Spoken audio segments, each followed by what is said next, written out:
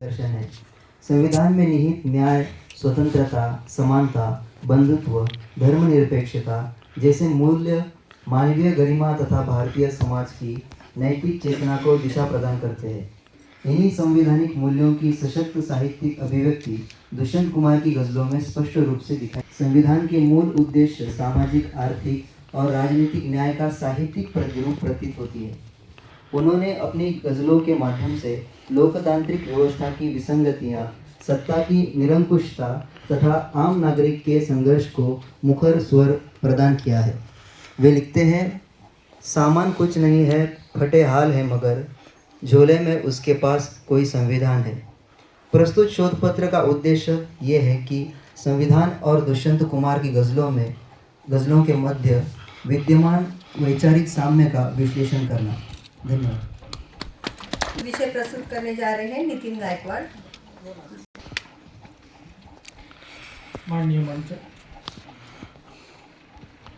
मेरे शोध निबंध का विषय है समता मूल्य के प्रवर्धक दुष्यंत कुमार।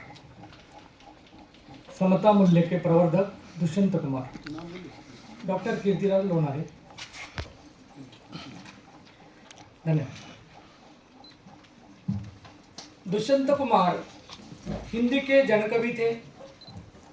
उनकी रचनाओं में समता, न्याय, स्वातंत्र्य, मानवीय गरिमा का सशक्त स्वर मिलता है। कविता को आम आदमी की पीड़ा, आकांक्षा और संघर्ष से जोड़ा है। उनकी गजलें सामाजिक विषमता, शोषण और अन्याय के विरुद्ध आवाज उठाती है। यही कारण है कि वे समता मूल्य के प्रवर्धक माने जाते हैं। इसमें हम देखते हैं कि सुबह से देखकर हमने बहुत सारे गज़लें सुनी है। पहले ज़्यादा सुनी नहीं थी, लेकिन ये आयोजन जो हुआ इसमें से इतने गज़लें हमको उसके टाइटल सुनने को मिले। पूरी गज़लें अब सुनेंगे। तो इसमें दुष्यंत कुमार ने जो समतावादी कविताएं लिखी, उस कविताओं में समता के जो स्वर हमें दिखते हैं वो आर्टिकल 19 में दिखता है। संविधान के आर्टिकल 19 में हमें दिखता है। और ये संविधान की जो समता, बंधुता, न्याय और ये जो स्वातंत्र्य है, ये जो मूलभूत मूल्य है, इस मूल्य में हम दुष्यंत कुमार जी को देखते हैं।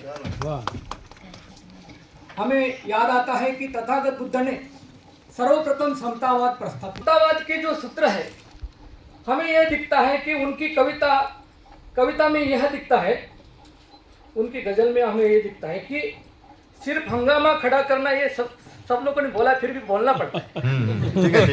बोलना तो पड़ता है। ये तो खासियत है दुष्यंत की, बार बोलना। सिर्फ हंगामा खड़ा करना मेरा मकसद नहीं। ये जो हंगामा उस समय बुद्ध ने भी खड़ा किया था, और हंगामा खड़ा हुआ, लेकिन मकसद क्या था? शांति प्रदान करना। हंगामा खड़ा हुआ लेकिन शांति प्रदान हुई।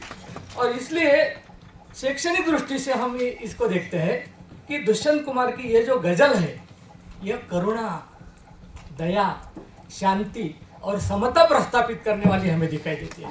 इसलिए ये गहराई से हम देखते हैं कि सत्य को उजागर करने के लिए दुष्यंत कुमार की ये जो गजल है हमें दिखाई देती है कि अगर आपको अच्छा बनना है तो मध्य मार्ग अपनाओ।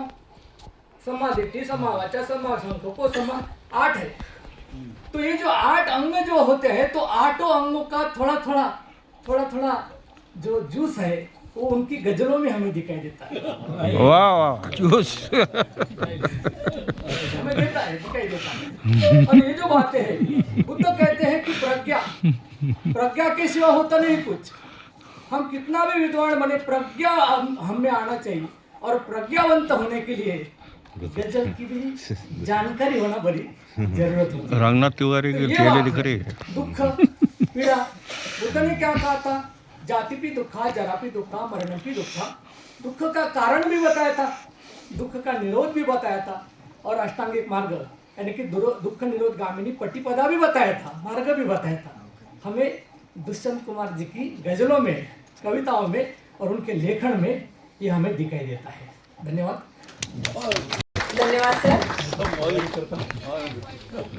बोलो सर से मिलके जाओ। नितिन गायकवाड़ अपना शोध पत्र प्रस्तुत करेंगे। सभी गुरुजनों को एवं मित्रों को मेरा नमस्कार। मेरा शोध पत्र का विषय है